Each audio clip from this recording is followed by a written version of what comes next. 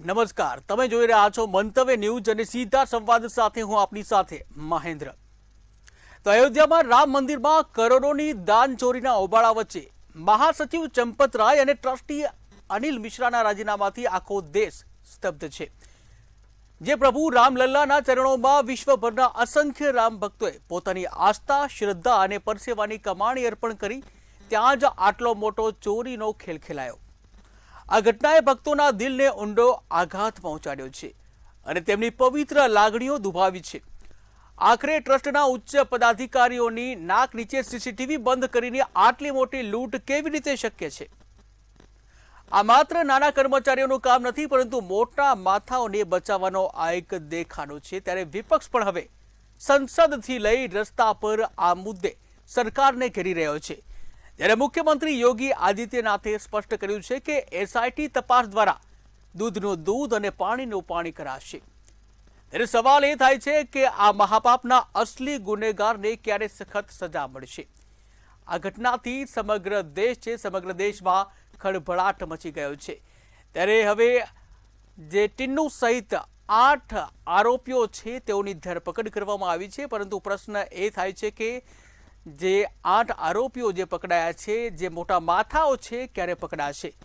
જ્યાં એક બાજુ રામ ભક્તો છે પોતાના પરસેવાની કમાણી જે દાનમાં આપતા હોય છે, ત્યારે આ દાનમાં આપેલા જે પૈસા છે, આ દાન છે, તેની સુરક્ષા ઉપર સૌથી મોટો પ્રશ્ન ઊભો થયો છે. કારણ કે જે હજારો કરોડો જે રામ ભક્તો છે તેઓના દાનની ચોરી કરવામાં આવે છે. ત્યારે મહત્વપૂર્ણ વાત એ છે કે જે સીસીટીવી છે તે પણ બંધ હાલતમાં જોવા મળ્યા, જ્યાં ચંપતરાય દ્વારા કહેવામાં આવેલું કે આપણા જ લોકો છે, સીસીટીવીની શું જરૂરત? ત્યારે આખરે આ ચોરીની ઘટના બની અને જેનાથી રામ ભક્તો છે, રામ ભક્તોના દિલને એક માઠી અસર પહોંચી છે.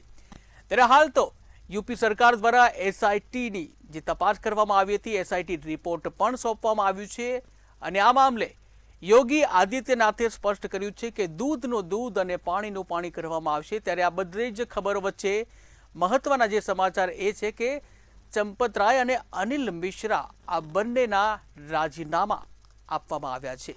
ત્યારે હવે આ સમગ્ર જે ઘટના છે, આ સમગ્ર ઘટનામાં હવે તપાસ કઈ દિશામાં જાય છે અને જે ખરેખર જે આરોપીઓ છે, આરોપીઓ જો ગુનેગાર સાબિત થાય છે તો આ ગુનેગારને કેવા પ્રકારની સજા આપશે તે સૌથી મહત્વપૂર્ણ છે. પરંતુ આ ઘટનાથી કરોડો જે ભક્તો છે, કરોડા જે ભક્તોની આસ્થા ઉપર જે કહી શકાય પ્રશ્નો ઊભા થયા છે, તેઓની આસ્થા જે કહેવાય વિશ્વાસઘાત થયો છે, આસ્થા ઉપર જે કલંક લાગ્યું છે. કારણ કે કરોડોનું જે દાન આવતું હતું, આ દાનનો કોઈ હિસાબ નહીં, તેની સિક્યુરિટી નહીં, અને આખરે જ ટિન્નુ કે જે ચંપત રાયનો ડ્રાઈવર હતો, આ ડ્રાઈવરના ઘરેથી પણ કરોડો રૂપિયાની સંપત્તિ મળી છે.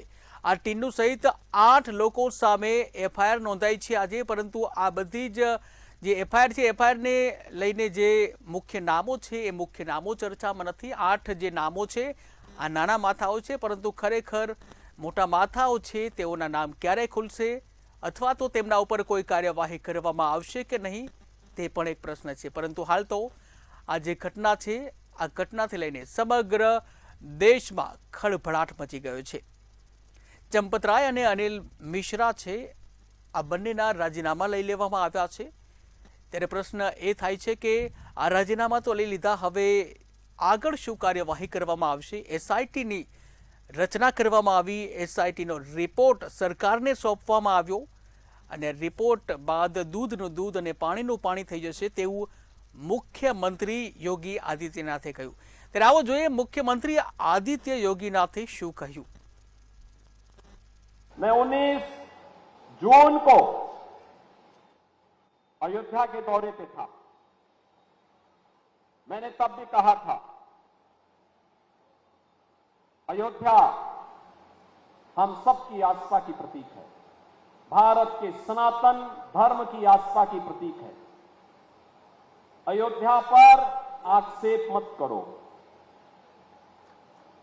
प्रभु श्री राम की मर्यादा का पालन करना सीखो और अयोध्या के बारे में जो कतिपय समाचार मिल रहे थे, हमने कहा था एसआईटी गठित की गई है, एसआईटी की रिपोर्ट आने के साथ ही हमारी कार्रवाई भी प्रारंभ हो जाएगी। और आपने देखा होगा एसआईटी की रिपोर्ट आई, तुरंत कार्रवाई प्रारंभ हो गई। और मैं आश्वस्त करता हूं, जो मैंने कहा था दूध का दूध और पानी का पानी हम करके रहेंगे। जब ट्रस्ट बनाया जा रहा था राम जन्मभूमि के लिए, राम जन्मभूमि शुद्ध रूप से धार्मिक मामला था, लेकिन इसमें सरकार कूद पड़ी। उसने अपने सरकारी खजाने से, उस खजाने से जिसमें गाय की मांस बिक्री का पैसा भी रखा जाता है, अन्याय का पैसा भी रखा जाता है, टैक्स का पैसा रखा जाता है, उसमें से निकाल करके 1 रुपया दिया, तब ये ट्रस्ट स्थापित हुआ। तो इसके अब मूल में ही, बीज में ही गड़बड़ी है। दूसरी बात यह है कि जब बड़े बड़े धर्माचार्य वहाँ उपस्थित थे तो धर्माचार्यों के ट्रस्ट को क्यों ठुकराया गया। तीसरी बात यह है कि जिन पक्षकारों ने न्यायालय में पक्षकार बन करके हिंदुओं की तरफ से मुकदमा लड़ा था, उन पक्षकारों को क्यों साइड लाइन किया गया और क्यों अपने विश्वस्त लोगों को ट्रस्ट में बैठाया गया। अपने फालतू विश्वस्त लोगों को ट्रस्ट में बैठाने का मतलब ही था कि आगे चल करके हमारी नीयत थी कि हमको चोरी करना है, ऐसे खास लोगों को बैठा दो ताकि बात बाहर न जाए। तो जो जिस काम के लिए ट्रस्ट बना था वो काम हो रहा है। તેના જ મુદ્દે આપણી સાથે ચર્ચા કરવા માટે જોડાઈ ગયા છે સનાતન ધર્મ સમિતિના રાષ્ટ્રીય અધ્યક્ષ જ્યોતિર્નાથ બાપુ. બાપુ, આપનું મંતવ્ય ન્યૂઝમાં સ્વાગત છે. આપને પૂછવા માંગીશ કે જે રીતે કરોડો રામ ભક્તો કે જે દાન કરે છે, એક આસ્થા સાથે દાન કરવામાં આવે છે, પરંતુ આ દાનની જે ચોરી કરવામાં આવે છે અને ઘણા સમય પછી એફઆઈઆર નોંધાય છે અને આ એફઆઈઆરમાં ચંપતરાયના ડ્રાઈવર સહિત 8ની ધરપકડ કરવામાં આવે છે અને આ સમગ્ર ઘટનામાં ચંપતરાય અને અનિલ મિશ્રા કે જેઓ ટ્રસ્ટી છે તેઓનું પણ રાજીનામું લઈ લેવામાં આવે છે. આ સમગ્ર ઘટનાને આપ કેવી રીતે જુઓ છો? પહેલા તો મહેન્દ્ર, આ કઈ નાની ઘટના નથી, આ કઈ નાનો વિષય નથી. આજે રામ नाम की लूट है, लूट सके तो लूट, और राम धन की लूट है, लूट सके तो लूटनी बात आई. બેઝિકલી તમે જુઓ તો આ ટ્રસ્ટની રચના થઈ ને રામ મંદિરની સ્થાપના થઈ ત્યારથી અત્યાર સુધી કોઈ પણ દિવસ, જેને ગોલક કહેવાય છે, જેને દાન પેટી કહેવાય છે, જેને તેનો કોઈ હિસાબ રાખવામાં આવ્યો નથી અત્યાર સુધી. પ્લસ રામ મંદિર માટે આવેલી ઈંટોનો કોઈ હિસાબ નથી, રામ મંદિર માટે આવેલી ફંડનો કોઈ હિસાબ નથી. આજે એની અંદરથી બી સોનાની ઈંટો, ચાંદીની ઈંટો ગાયબ છે. આ કલંકિત ઘટના છે. ધર્મના નામે વેપલો કરનાર લોકો આમાં ખુલ્લા પડી ગયા છે. સનાતનના નામે સરકાર રચનાર લોકો ખુલ્લા પડી ગયા છે. કોને કોને દોષિત કર્યા? આ 8 લોકો દોષિત કર્યા તો બહુ નાની માછલીઓ છે. કારણ કે આ ટોટલ અમારી ગણતરી મુજબ 450 કરોડથી મોટો ગોટાળો છે. અને 450 કરોડ એટલે ભારતની વસ્તી 125, 136, 35, 40 કરોડ ગણો તો દરેક વ્યક્તિનો કેટલા રૂપિયા જાય છે એ હિસાબ કરવો પડશે આપણે. કારણ કે હું તો એવું માનું છું કે દરેક વ્યક્તિના 4 રૂપિયા ગયા. આજે આ દેશની અંદર આ શું ચાલી રહ્યું છે અને ઉપરથી એમને છાવરવાની કોશિશ કરે છે. ચંપતરાયનું, જેનું નામ જ ચંપત છે, ચંપત એટલે પાડી દેવાનું કામ છે. ચંપતરાયને કેમ છોડ દેવામાં આવ્યા? કેમ એમને મુક્ત કરવામાં આવ્યા? મિશ્રાજીને કેમ મુક્ત કરવામાં આવ્યા? એમને કેમ બિહાઇન્ડ ધ બાર ન કર્યો? સૌથી મોટી વાત હતી ટ્રસ્ટની રચનાથી અત્યાર સુધી જેટલા ટ્રસ્ટી હતા તેમાં એક ટ્રસ્ટી, મને આંખે ઉડીને વર્ગે એવું નામ છે જ્ઞાનેશ કુમાર, અત્યારના ચીફ ચૂંટણી કમિશનર. એ વ્યક્તિ પણ આ સરકાર તરફથી ટ્રસ્ટના ટ્રસ્ટી હતા અને સરકાર તરફથી તમે ટ્રસ્ટના ટ્રસ્ટી હતા, તમે આ જાણતા હતા તો તમે બોલ્યા કેમ નહીં? કેમ બોલ્યા નથી? કેમ એ વખતના વિડીયો નથી મળતા? કેમ વિડીયો નાયક છે? આ એક નાના માણસનું કામ નથી, આ 8 જણનું કામ નથી, આ આખી ગેંગ છે ને બધા સંડોવાયેલા છે. તો આખી જે કમિટી છે એ જવાબદાર આના માટે હોઈ શકે? કારણ કે આટલી મોટી જે ઘટના થાય છે, ચોરીની આખી દાન જે છે એની ચોરી કરવામાં આવે છે અને બીજા ટ્રસ્ટી છે તેને ખબર ના હોય એવું શક્ય જ નથી ને. આખી કમિટી આના માટે જવાબદાર હોઈ શકે? મહેન્દ્ર, આમાં કોઈ બાકી નથી. કમિટીને રચનાર કે કમિટીના મેમ્બરો એકે જણ બાકી નથી. આજે કયા તમારી પાસે હાવ રિક્ષા ચલાવનાર વ્યક્તિ, ડ્રાઈવર તરીકે સ્થાપિત થયેલો વ્યક્તિ કરોડપતિ જે બની જાય, હોટલો ખોલી નાખે. ચંપતરાય તે પણ પોતે ત્યાગી કેવડાવે છે. એક તો મૂળ વાત એવી છે કે આપણે ત્યાં આગળ એક સિસ્ટમ ખોટી છે. સનાતન ધર્મનો કોઈ પણ વ્યક્તિ એની અંદર નથી મૂક્યો. ખરેખર એની પ્રક્રિયા એવી છે કે નિર્મોહી અખાડાની જગ્યાને નિર્મોહી અખાડામાં પક્ષકાર હતો. નિર્મોહી અખાડાનો એક પણ વ્યક્તિ અંદર નથી. તમે તમારા મળતિયાને મૂક્યા છે. અને આપણે ત્યાં તકલીફ શું છે કે તમે જો વિશ્વ હિન્દુ પરિષદ સાચવનાર અશોક સિંઘલ જૈન હતા, ચંપતરાય જૈન છે, ડાકોર મંદિરનું સંચાલન કરવા કબીરપંથીને આપ્યું છે. આ લોકો જે લોકોને સંચાલન આપવામાં આવે છે તે બધા કોઈ પણ જગ્યાએ એમને આ ભગવાન સાથે લેવા દેવા જ નથી હોતી. ને આવા લોકો જ્યારે સંચાલન કરે ત્યારે આ જ પરિણામ ભોગવવા મળે. બિલકુલ બાપુ, જે રીતના જે દાનની સુરક્ષા છે તેને લઈને જો આપણે વાત કરીએ તો જે ડ્રાઈવર છે, ચંપતરાયનો ડ્રાઈવર ટીનું, એની પાસે ચાવી હતી, તો આ કેટલી મોટી બેદરકારી કહી શકાય? બેદરકારી કેવી રીતે કહેવાય? મહેન્દ્ર જાતે છૂટ આપી હોય, જાતે જ એવું કીધું હોય કે તારે આ બધું કરવાનું, આપણો ભાગ આટલો, આ રીતે કરવાનું, આખું સેટિંગ છે. આ અચ્છા, ટકાવારી નક્કી છે. ને બધા જ હું ફરી કહું કે તે વખતને તત્કાલીન તે વખતના જ્યારે રામ મંદિર બન્યું ત્યારના કેન્દ્ર સરકાર તરફથી નિયુક્ત થયેલા અધિકારી જ્ઞાનેશ કુમાર પણ અંદર સંડોવાયેલા છે. આ ભીનું સંકેલવાની વાતો આવે છે. બિલકુલ ભીલું સંકેલાય તેવી જે વાત બિલકુલ સામે આવે છે. બીજું એ કહેવા માંગીશું આપને કે ચંપતરાયે છે જ્યારે સુરક્ષાની જે વાત આવી, સીસીટીવીની સુરક્ષાની જ્યારે વાત આવી, ત્યારે ચંપતરાયે એવું કીધું કે આ બધા આપણા છોકરાઓ છે, તો સીસીટીવીની શું જરૂર? આ વિશે શું કહેવું છે? જો સીસીટીવી હોત તો ખબર પડી જાત.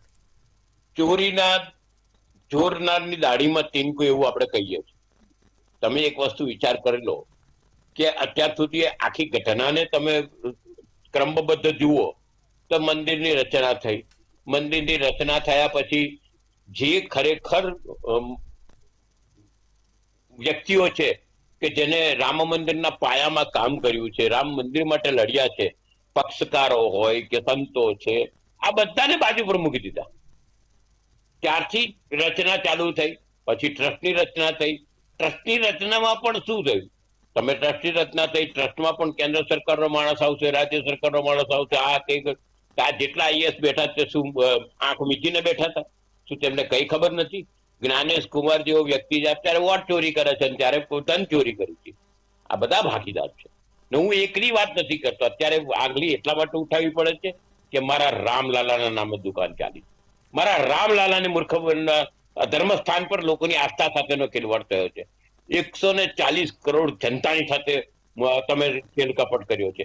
ત્યારે આજે બોલવું પડે છે. ને હું સનાતન સમિતિના એક અધ્યક્ષ તરીકે, જવાબદાર વ્યક્તિ તરીકે બોલું છું કે આ બધા જવાબદાર છે. અને તમારે પહેલેથી તમે સીટ તો એવી વસ્તુ છે ને, તમે મોરબી કાંડમાં સીટ જોઈતી મહેન્દ્ર? જી જોઈતી કે નહોતી જોઈ? જી જી. શું આવ્યું પરિણામ? બોટ કાંડમાં સીટ જોઈતી, શું આવ્યું પરિણામ? દરેક મોટી ઘટના થાય ત્યારબાદ સીટ બને છે, ને પછી પરિણામ જે છે કઈ હોતું નથી. સીટ તો પોતાની રીતે કામ કરે છે. સીટ એટલે પોતાના મળતિયાઓ પાસે કરાવવાનું કામ છે. આખું આયોજન એ પ્રમાણેનું છે. એટલે સીટની રચના તો બચવા માટે કરી, અને સીટની રચના કરી અને ગુનેગાર નથી તો ચંપતરાયનું રાજીનામું શાના માટે લઈ લીધું? બિલકુલ બિલકુલ બાપુ, જે સીટ છે એમાં એક તો કોર્ટ દ્વારા સીટ કરવામાં આવતી હોય છે, અને બીજું સરકાર દ્વારા. આ જે છે એ સરકાર દ્વારા કરવામાં આવી છે, કોર્ટ દ્વારા નથી કરવામાં આવી. આને લઈને શું કહેવું છે?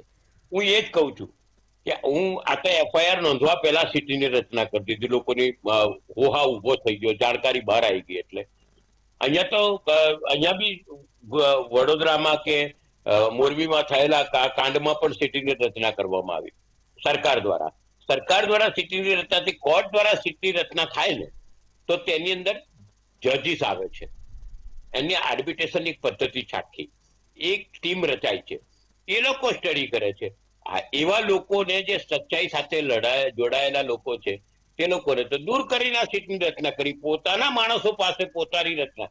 એટલે ચોર જ ચોરી થઈ છે તેની રક્ષા કરવા માટે કે તેની તપાસ કરવા માટે જવાબદારી ચોરને જ આપવામાં આવે એવી વાત છે. બિલકુલ બાપુ, ઉદ્ધવ ઠાકરે જે છે તેમણે એવું કીધેલું છે કે, અને સંજય રાઉતે પણ આરોપ લગાવ્યો છે કે ઉદ્ધવ ઠાકરે 1 કરોડ રૂપિયા અને 4 કિલો ચાંદીની ઈંટ આપી હતી અને જેની રસીદ આજ દિન સુધી મળી નથી. દાન ક્યાં ગયું, આવો આક્ષેપ લગાવ્યો છે. પણ આ એક નથી, ઘણા બધા છે. સિદ્ધિ જ્ઞાતિના લોકોનું પણ છે, જી. આ તમે જે આજ સુધી કીધું કોઈને તેમનું હિસાબ પણ નથી છે, આપવામાં બીજા આવ્યો. લોકોનું પણ છે, બંગાળી સમાજનું પણ છે, ઘણા બધા લોકોનું છે કે જે લોકોએ પૈસા આપ્યું છે, ઈંટો આપી છે, સોનું આપ્યું છે, ચાંદી આપી છે, સોનાના હાર જતા રહ્યા છે, રામજીની પાદુકાઓ જતી રહી છે. કેટલું કેટલું તમે ગણશો?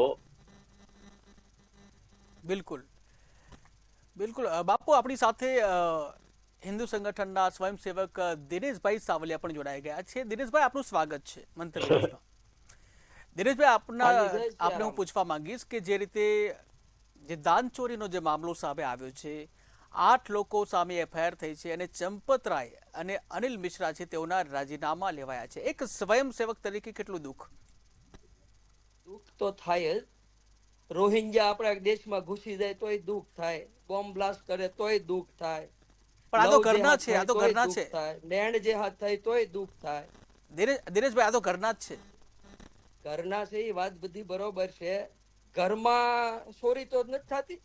આપણો પરિવાર હોય, મોટો પરિવાર હોય, આ શહેર હોય, સિટી મહાનગરોમાં ચોરી થાય, મોબાઈલની ચોરી થાય, જ્વેલર્સમાં ચોરી થાય, કાપડની ચોરી થાય.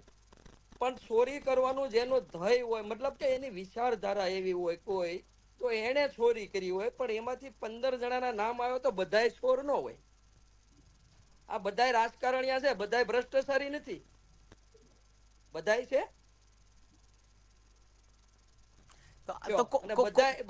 બધી પાર્ટી છે ભારતમાં, બહુ જાજી છે આપણા દેશમાં. તો કોઈ રામ મંદિરનું વિચાર્યું કોઈ દિવસ? રામ મંદિર બન્યું છે એ બહુ મહત્વનું છે. અને ચોરી મંદિરમાં ક્યાં છે? ભગવાનની મોરથી કોઈ થોડું ચોરી ગયું કઈ? પણ દાન, જે કરોડો જે રામ ભક્તો છે તેઓનું જે દાન છે તેની ચોરી થઈ છે ને.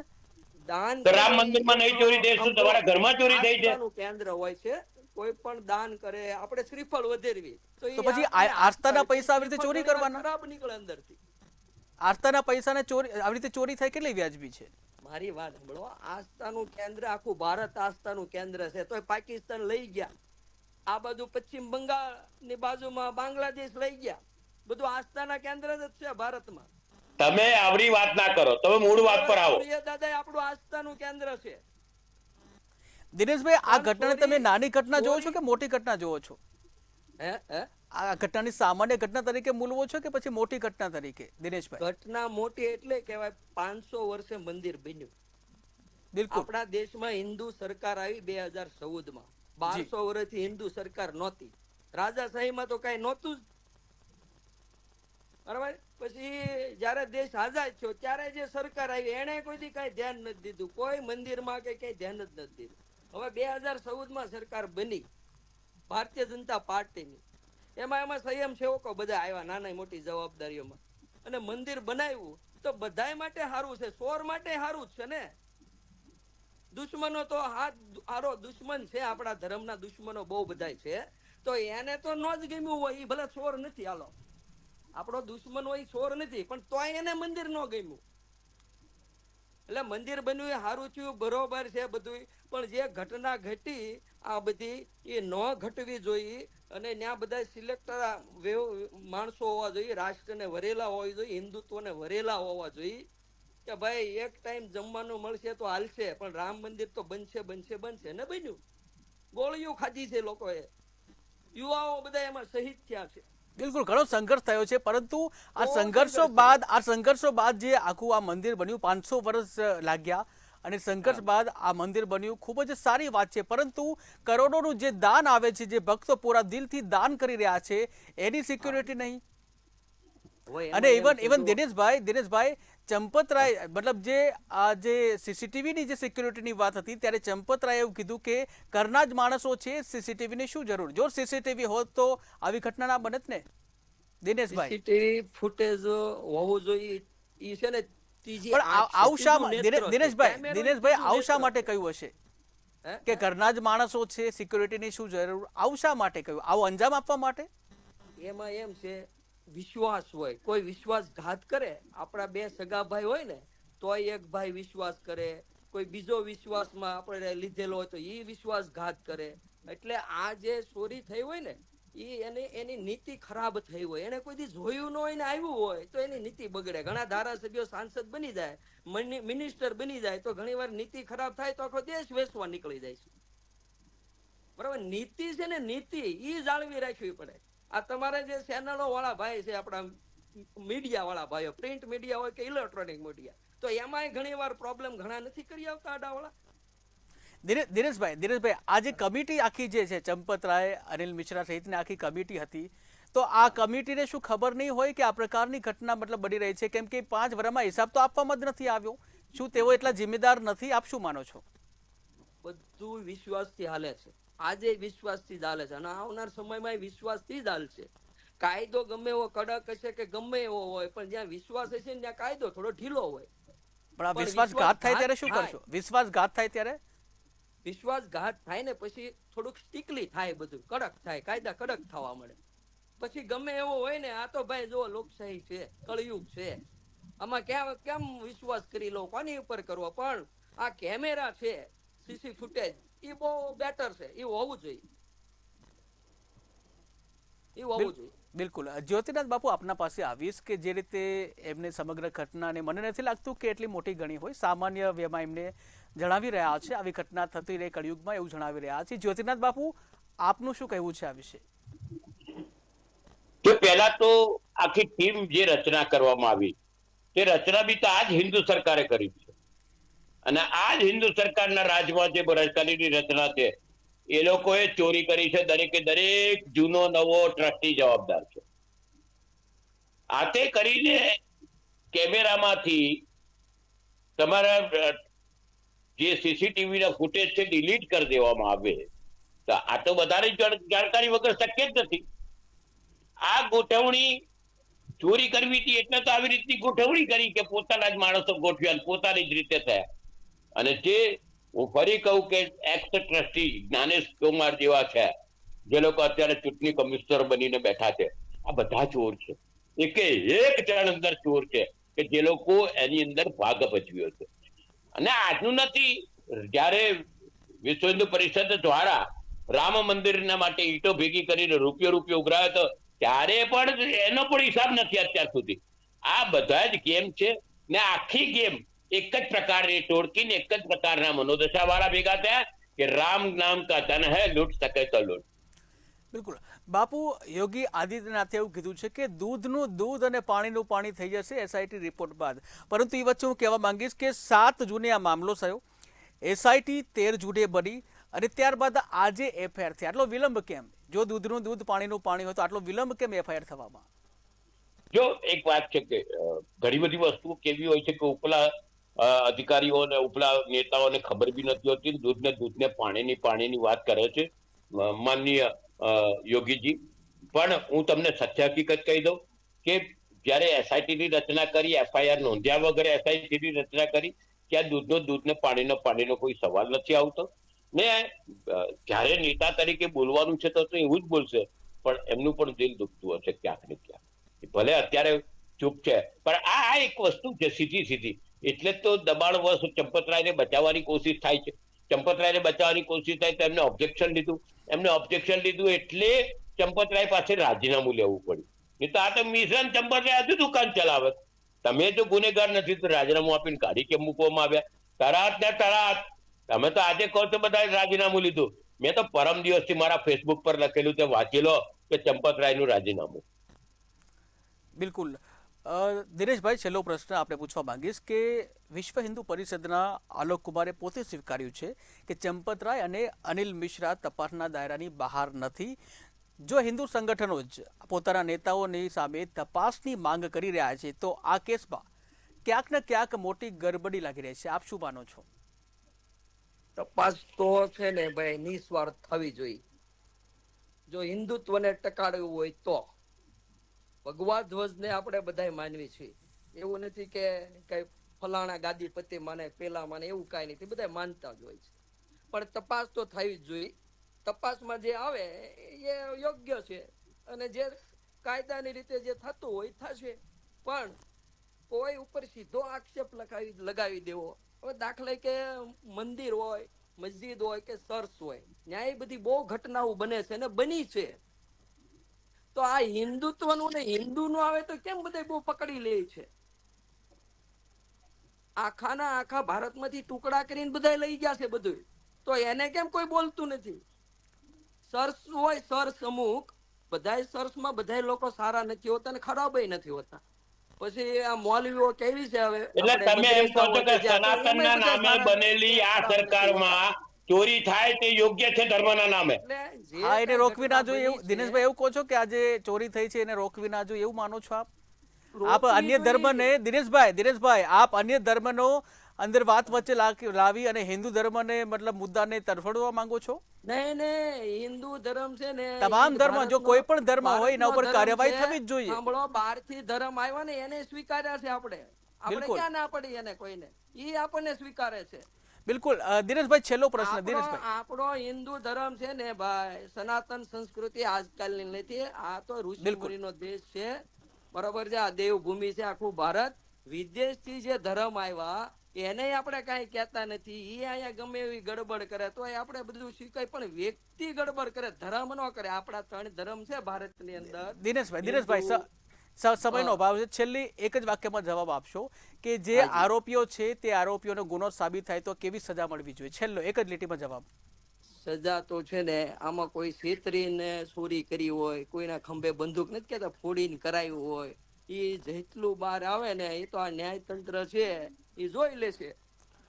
બિલકુલ જ્યોતિનાથ બાપુ, બિલકુલ જ્યોતિનાથ બાપુ છેલ્લી એક લાઈનમાં જો સાબિત થાય ગુનેગાર તો કેવી સજા? છેલ્લી એક જ લાઈન. મારું તો એવું માનવું છે કે આ જે લોકો પણ ગુનેગાર છે તેમને જેને સાબિત થાય એટલે તે બધાને જ રોડ વચ્ચે લાવીને મારવા જોઈએ, જૂતાના હાર પહેરાઈને ફેરવવા જોઈએ. બિલકુલ. આપ બંને અમારી સાથે જોડાયા, આપ બંનેનો આભાર.